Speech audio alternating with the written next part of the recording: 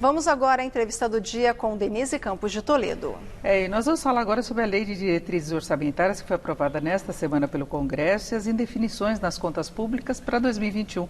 Estou aqui com o André Saconato, que é sócio da Integrare Brasil e assessor econômico da FEComércio São Paulo. André, boa noite. Boa noite, Denise. Boa noite a todos que estão nos assistindo. Agora, vamos falar primeiro da Lei de Diretrizes Orçamentárias, a LDO, que foi aprovada. Ela traz o alívio, mas é um alívio temporário. Não é? Porque a gente vê o governo trabalhando com a meta de um déficit de 247 bilhões de reais no ano que vem, maior em 8 anos, a exceção é este ano de pandemia, claro que desorganizou tudo. Como é que você vê a situação hoje? Eu acho que são 2 pontos que nós temos que tocar. O primeiro ponto é, a LDO não é a última etapa do orçamento, ou seja, nós estamos chegando no final de 2020 e não chegamos na LOA, que é a lei orçamentária, efetivamente, que vai determinar quanto que vai se gastar. Só para a gente ter uma ideia, para quem está nos vendo ter uma ideia, a LDO são só as grandes diretrizes. Eles vão falar lá, olha, vai gastar tanto em educação, tanto em saúde, como grandes blocos. Mas como que vai ser executado o orçamento ainda não está definido. Nós só estamos nos últimos dias de dezembro de 2020, só isso, né? É para o governo poder pagar as contas no começo do ano, é Exatamente. Isso? A LOA vai ser só em março, fevereiro ou março de 2021. Quer dizer, você imagina uma empresa que começa o ano sem saber como que vai gastar em marketing, como vai gastar em produção, O que ele faz? Vamos aprovar esse orçamento geral, divide ele por 1 dozeavos e vamos gastando mês a mês. Então, esse é um primeiro ponto. O segundo ponto que eu acho interessante é esse valor de 247 bilhões de déficit, ele está no limite, muito no limite do teto de gastos, com as despesas que ele traz nesse valor. Então, o que vai acontecer?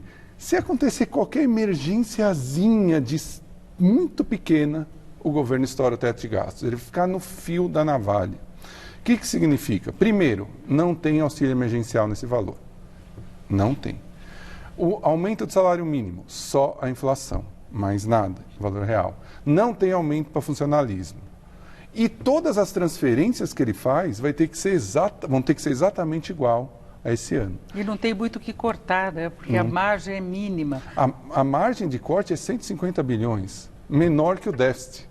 Então, na realidade, é uma LDO muito perigosa, mas mais realista do que a 149 anterior, que se você joga isso para o mercado sabe que não vai acontecer. E aí fica pior ainda. Mas, na realidade, a gente vai ver um 2021 com o governo sambando com esse valor numa corda bamba muito fina. Agora, o que incomoda é que você não vê o governo com um projeto definido para reorganizar as finanças. Eles falam que apresentaram PEC emergencial, que tem a PEC dos gatilhos, Pacto Federativo, mas nada disso foi formatado, né? Quase tivemos a apresentação da PEC emergencial, que é o que vai permitir que o governo corte determinadas despesas aí, ainda que seja momentaneamente, para cumprir o teto. Então, ficou tudo para março. Exatamente. Até tem uma coisa interessante, né? A gente estava comentando numa roda de amigos e a PEC emergencial ficou para março. Não parece tão emergencial assim, né? O nome perdeu sentido. Ela era do ano passado. Exatamente. O nome perdeu sentido. Ele é emergencial, mas não muito, que ficou para março. O que isso gera? Gera uma incerteza. Você não sabe efetivamente como que vai se comportar o governo nas contas públicas no próximo ano. Né? Quer dizer, você não sabe. Por exemplo, um dos pontos que trazia muita confiança para o mercado eram as privatizações. Eram alguns valores que podem vir de privatizações. Mas teve uma entrevista do presidente agora há pouco no CEAGESP falando mal das privatizações. O que o mercado olha e fala? Como que eu vou lidar com isso? Vai de um lado, vai para o outro? É liberal, não é liberal? E aí você gera essa incerteza. A gente tem muita sorte que o mundo está muito líquido, tem muito dinheiro no mundo e a taxa de juros está muito baixa. Então, com tudo isso está entrando. Agora eu faço uma reflexão. Imagina se nós estivéssemos fazendo tudo direitinho. O quanto que poderia atrair de recursos, e aí não é só o dinheiro que vem para a Bolsa, que pode ser até um dinheiro especulativo, mas o Brasil precisa de muito investimento mesmo, né? Infraestrutura nas empresas, precisa de confiança para atrair esse dinheiro. E é uma lei de mercado muito simples para quem está nos ouvindo entender.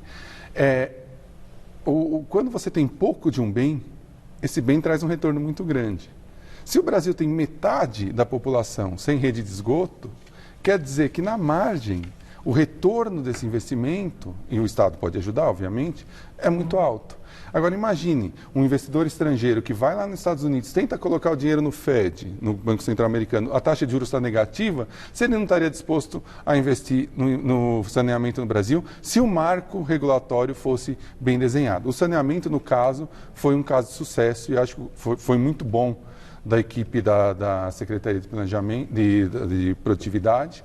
Mas temos que ir adiante, temos que fazer para outros e temos que ir para a privatização. O governo tem que mostrar efetivamente que ele é a favor da privatização. E não dá para se iludir com esse movimento de mercado, como você colocou, é por causa de cenário internacional, né? Porque às vezes dá a ideia que está tudo bem, Bolsa recuperou as perdas, o dólar voltou a cair, curva de juros cedeu, mas tem muito a ver com esse contexto global de muito dinheiro, né? Completamente, completamente. Não tem nada a ver com diminuição de risco no Brasil. Só para a gente ter uma ideia, está para ser liberado um pacote meio que emergencial nos Estados Unidos de quase $1 trilhão. Você já tem um monte de dinheiro no mercado. Os juros nos Estados Unidos, na Europa, são negativos. E ainda vai se jogar mais dinheiro. Quem fica com esse dinheiro pensa, poxa, onde que eu vou colocar? Porque o juro lá, quando eu falo juro negativo, só para entender, não é que o juro é negativo, o juro é menor que a inflação, né? Mas o que eu faço com esse dinheiro? E aí o Brasil seria uma ótima oportunidade. Está sendo, né? São 30 bilhões que entraram na Bolsa em novembro, já entrou quase 10 em dezembro, mas isso tem um limite. O limite é até onde que eu confio no Brasil. E até onde eu confio no Brasil, volta ao nosso assunto inicial. Eles deram um voto de confiança porque o Brasil gastou muito em função da pandemia, gastou bem, até conseguiu minimizar os danos, mas agora é a hora de mudar a conversa, mesmo que a pandemia ainda esteja presente. Exatamente. Eu até mudaria um pouquinho a frase, não é que eles deram um voto de confiança, eles falaram assim, mesmo ruim, eu tenho tanto dinheiro na mão, sei onde colocar, que eu vou ter uma aversão ao risco menor e vou colocar lá mesmo. Então eles querem aproveitar esse lucro rápido mesmo. Querem aproveitar o lucro rápido, mas se a gente conseguir consertar com reformas, conseguir consertar com ajustando fiscal, nada impede que eles fiquem. Aí seria aquele dinheiro de longo prazo que a gente falava, inclusive para investimentos produtivos. É o chamado investimento direto estrangeiro. Né? Exatamente, exatamente. Nesse caso, o investimento na Bolsa é bom porque valoriza as empresas brasileiras e faz que vão valer mais no mercado. E isso faz com que ela tenha mais capacidade de investir e até fazer novos IPOs.